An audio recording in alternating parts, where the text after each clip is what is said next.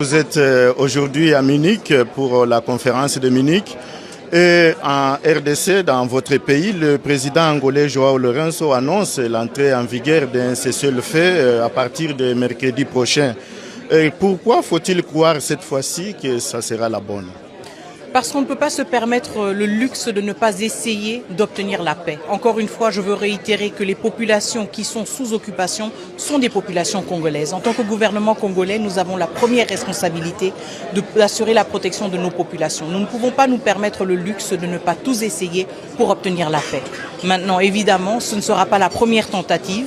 Il y a eu d'autres tentatives qui ont porté des fruits un peu plus longtemps. Il y en a d'autres qui ont échoué beaucoup plus vite. Nous allons faire du côté du gouvernement de la République démocratique du Congo tout le nécessaire pour respecter nos engagements. Et nous espérons aussi que l'autre partie va faire la même chose. Mais nous savons aussi que tout cela sera suivi par les mécanismes mis en place et qu'il y aura une redevabilité pour le comportement ou le manquement des uns et des autres. Il y a plusieurs processus qui sont en cours, mais ce qui est très important est de souligner que ce sont des processus complémentaires. Il ne s'agit pas de processus qui sont en compétition les uns avec les autres, mais plutôt de processus qui sont en train de se renforcer mutuellement. Quand nous parlons donc d'un processus de cessez-le-feu, il faut savoir que dans le processus de Doha, il y a un mécanisme qui a été mis en place pour la supervision et le monitoring de ce cessez-le-feu. Donc ce dont il s'agit maintenant, c'est de voir comment ces différents processus peuvent être capitalisés, exploités pour se renforcer mutuellement et pour qu'on ait justement du progrès tangible sur le terrain vis-à-vis d'une amélioration du contexte sécuritaire et surtout une amélioration des situations des populations civiles qui sont les premières victimes de ce conflit. Madame la ministre, vous ne doutez pas que la RDC soit piégée parce que vous comptez sur ce processus alors qu'une partie du pays continue à être occupée par les rebelles du M23. Nous fournissons tous les efforts dans les processus dans lesquels nous nous sommes engagés, justement parce que nous sommes un État qui respecte sa parole. Mais nous savons aussi que dans tous ces processus, nous devons avoir une posture très claire avec les différents facilitateurs. Qu'ils soient de l'Union africaine, qu'ils soient du Qatar, qu'ils soient des États-Unis d'Amérique, nous sommes toujours clairs. Il ne peut pas y avoir de processus qui aboutissent à une paix durable sans redevabilité. Nous nous engageons donc dans ces processus avec l'attente que les facilitateurs vont nous aider aussi à tenir toutes les parties redevables vis-à-vis de leurs engagements. Et c'est là où, justement, la différence doit être faite. Il s'agit de 30 ans de guerre, il s'agit de mettre fin à cette guerre après tant d'années de souffrance, mais il s'agit de le faire avec plus de redevabilité et de responsabilité. Et c'est notre message toujours clair à tous nos différents partenaires dans ces processus qui se renforcent mutuellement. D'abord, en tant que pouvoir public, nous voulions nous rassurer que nous convergeons dans la même direction. Quelle est la direction que nous voulons prendre ? C'est offrir aux Kinoises et aux Kinois plus de sécurité. C'est permettre aux Kinois justement de mieux se déplacer, notamment en relançant le trafic ferroviaire. C'est aussi nous assurer que les Kinois soient garantis, qu'on leur garantisse une meilleure santé publique en évitant un foyer, notamment le foyer de choléra. C'est pour assurer aux Kinois la sécurité. Vous vous rappelez, il y a quelques jours, il y a eu un incendie non loin de là, à Pacadjouma, qui a causé à peu près des dégâts matériels importants. Une cinquantaine de maisons ont été incendiées. Tout ça parce que les normes urbanistiques n'ont pas été respectées. Nous voulons aussi nous assurer que tout ce qui a comme insécurité, que ce soit sur les avenues de poids lourds et l'avenue Flambeau, que nous mettons fin à cette insécurité récurrente. Donc en tant que pouvoir public, notre responsabilité première, c'est de garantir la sécurité des personnes et de leurs biens. Nous voulons aussi nous assurer que l'assainissement ne soit pas méprisé, parce que la plupart des immondices de Pacadjouma finissaient dans les caniveaux sur les longs du boulevard de poids lourds, l'avenue Congo-Japon. Donc nous voulons absolument, avec cette action de démolition, répondre à tous ces impératifs d'ordre public. Mais nous n'ignorons pas la détresse humaine qui va avec. C'est comme ça que nous prenons toutes les dispositions pour alléger un tant soit peu la misère qui a suivi cette démolition. Le gouvernement central viendra en appui à la ville qui a déjà identifié un site, qui a déjà commencé un processus d'identification de toutes les personnes qui étaient concernées par ces démolitions. Et c'est le processus que nous sommes venus faire ici pour essayer de faire en sorte que le site soient viabilisées avec des latrines, avec des points d'eau et un minimum d'habitat.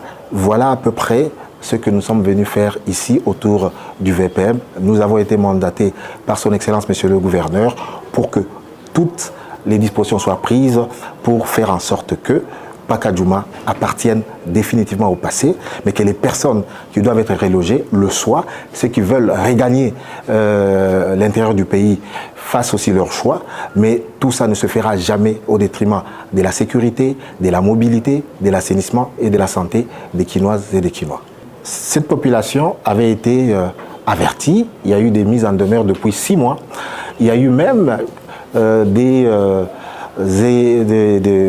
indemnisations, il y a eu même de lopins de terrain qui avaient été donnés à certains, à la population. Ils ont revendu et ils ont regagné le site. Donc, Pacadjouma, ça va faire la 3e ou la 4e démolition, mais cette fois-ci, le processus est irréversible pour des raisons, notamment de sécurité, pour des raisons d'assainissement, pour des raisons de mobilité, pour des raisons de santé publique. Ce processus est irréversible et de ce côté-là, nous avons l'appui du gouvernement central. Maintenant, nous allons essayer de minimiser les côtés de la détresse humaine, le côté humanitaire. C'est comme ça que nous sommes réunis ici pour que, ensemble, nous voyons dans quelle mesure on va prendre en charge les femmes, les enfants et surtout les personnes âgées. Les personnes qui ont quelques activités, elles pourront aussi bénéficier de l'appui des pouvoirs publics pour pouvoir se réinstaller socialement. La ville a déjà fait beaucoup en termes logistiques, en termes de prise en charge de toutes les opérations. Mais la ville a besoin d'un appui du gouvernement central. Nous avons obtenu les assurances du VPM que le gouvernement central va nous appuyer. C'est comme ça que les deux parties, la ville et l'État, nous nous sommes mis autour d'une table pour essayer de mutualiser les moyens, les intelligences pour une meilleure prise en charge de cette crise humanitaire. Arrivée par un vol régulier, la délégation conduite par les ministres d'État, ministre de la Justice et garde des Sceaux Guillaume Nguefa a été accueillie à l'aéroport de Kolwezi par les ministres provinciaux de l'Intérieur et Sécurité, Roy Kaumba Mayonde Philippe, ainsi que les secrétaires exécutifs du gouvernement provincial, Jules Kabouit.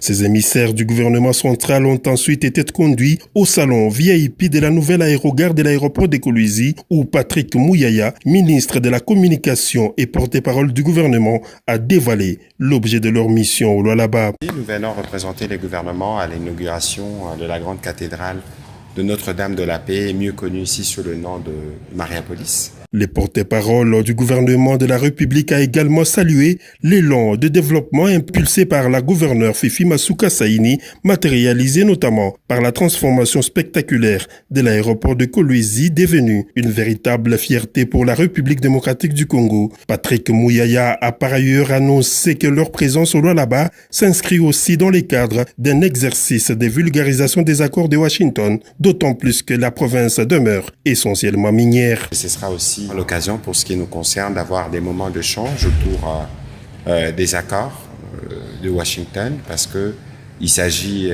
d'une province minière. Il sera aussi question de faire un peu de pédagogie pour comprendre la stratégie du gouvernement qui permettra ou qui permet déjà d'avoir des infrastructures comme celles que nous avons ici. Et nous pensons que tout le potentiel minier qu'il y a dans cette partie du pays, avec les investissements qui pourront être dégagés des accords de Washington, on pourra davantage créer de l'emploi et créer des opportunités pour nos jeunes qui sont dans cette partie. Voilà l'objet essentiel de la visite. Bien avant leur arrivée, une autre délégation composée de députés nationaux et sénateurs était déjà à Kolwezi pour prendre part à la cérémonie d'inauguration de la cathédrale Sainte-Marie-Reine de la Paix Mariapolis, prévue les dimanches 15 février 2026. À la demande de son Excellence, Monsieur le VPM de l'Intérieur, nous avons effectué cette descente à la police, l'armée et la ville afin de délimiter les zones concernées par les démolitions. Je préfère annoncer à nos frères et sœurs qui investissent ici de cesser parce qu'ils vont perdre leur investissement pour rien. Nous allons placer, après cette journée, je pense déjà lundi, on va délimiter les zones encore une fois, parce qu'on avait déjà délimité, mais si vous regardez à gauche et à droite, vous allez voir que nos amis, nos frères et sœurs continuent de perdre leur argent et continuent à construire. Nous les appelons à la responsabilité. De l'autre côté, nous venons du côté d'Adama.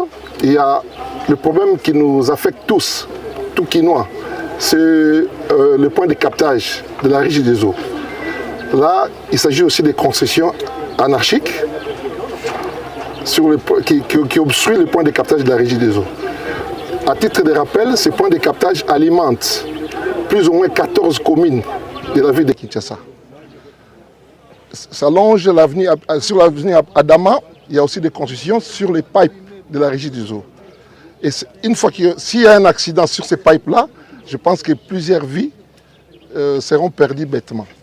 Donc nous avisons nos frères et sœurs, les Quinois, et même les expats qui ont choisi cette ville comme leur deuxième, ces pays comme leur deuxième nation, de quitter cette zone-là parce qu'on va commencer la démolition assez rapidement.